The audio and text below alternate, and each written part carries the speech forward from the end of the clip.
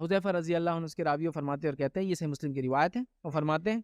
ہمیں لوگوں پر 3 چیزوں کے ساتھ فضیلت دی گئی ہے، دوسرے امتیوں کے مقابلے 3 چیزوں کے ساتھ فضیلت دی گئی ہے۔ ہماری صفیں فرشتوں کی صفوں کی طرح بنائی گئی ہے، اور پوری زمین ہمارے لیے سجدہ گاہ بنا دی گئی ہے، اور جب ہمیں پانی نہ ملے تو زمین کی مٹی ہمارے لیے طہارت کا کام کرتی ہے۔ تو ہماری صفیں فرشتوں کی صفوں کے جیسی بنائی گئی ہے، تو ہمیں صفیں سیدھی کرنا چاہیے۔ صفوں کا سیدھا ہونا نماز کی درستگی کے لیے ضروری ہے، صفوں کا سیدھا ہونا امت کے اتحاد کے لیے ضروری ہے، صفوں کا سیدھا ہونا نماز کی قبولیت کے لیے شرط اور ضرورت ہے۔ کتنی افسوس کی بات ہے، آج امت محمدیہ کی فضیلت ہے کہ وہ فرشتوں کے جیسے صفیں بناتی ہے، ہماری صفیں ویسی نہیں ہیں۔ نبی محترم صلی اللہ علیہ وسلم جب نماز کے لیے کھڑے ہوتے، روایتوں میں یہ الفاظ آتے کہ آپ صلی اللہ علیہ وسلم صحابہ کو حکم دیتے، قدم سے قدم اور کاندھے سے کاندھا لگاؤ، جو فرشتوں کی صفوں کی طرح اسٹریٹ،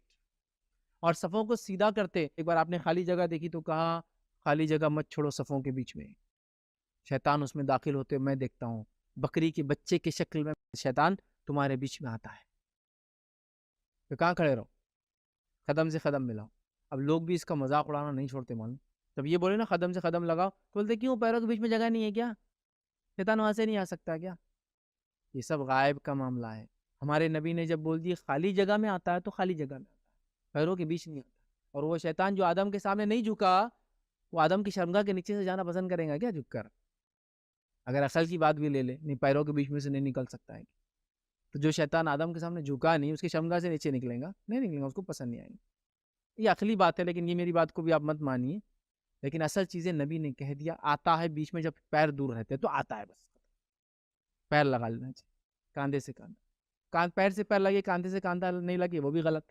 کاندھے سے کاندھا لگا پیر سے پیر نہیں لگا وہ بھی غلط، پیر کاندھا دونوں نہیں لگا وہ بھی غلط۔ ہماری صفحے تو ایسی ہوتی ہے نا، پیر اتنے کھول دیا کہ کاندھا نہیں لگ رہا، کاندھے اتنے چٹکا لیے پیر کو، کسی نے بول دیا 4 انگل رکھنا والے پیر میں، جھک جھک کے لوگ 4 انگل گنتے۔ اب ایک آدمی 1 کنٹل کا 4 انگل پہ کھڑا رہے گا تو کیسا نماز میں کھڑا رہے گا بتائیے، اس کے سائز کے حساب سے نہیں ہو سکتا۔ قدم سے قدم اور کاندھے سے کاندھا لگا، تو آپ نے کہا 2 کے بیچ میں جگہ ہوں گی، شیطان کو میں بکری کے بچے کی شکل میں آتے ہوئے۔ ایک بار آپ نے ایک صحابی کو دیکھا نماز میں کھڑے تھے اور آپ کا چیسٹ آگے تھا نماز، تو آپ نے کہا اس کو اندر رکھو، آپ دیکھتے تھے نا آپ کی عادت ہے اندر کرو، اس لیے کیا تم چاہتے ہو امت مسلمہ میں اختلاف پیدا ہو؟ صفوں کا آگے پیچھے ہونا، ٹیڑھا میڑھا ہونا، گیپ والا ہونا امت مسلمہ اختلاف کی وجہ ہے، اور فرشتوں کی صفوں کی خصوصیت پیک ہوتی ہے، ایک پہ لگ کے کھڑے ہوتے فرشتے،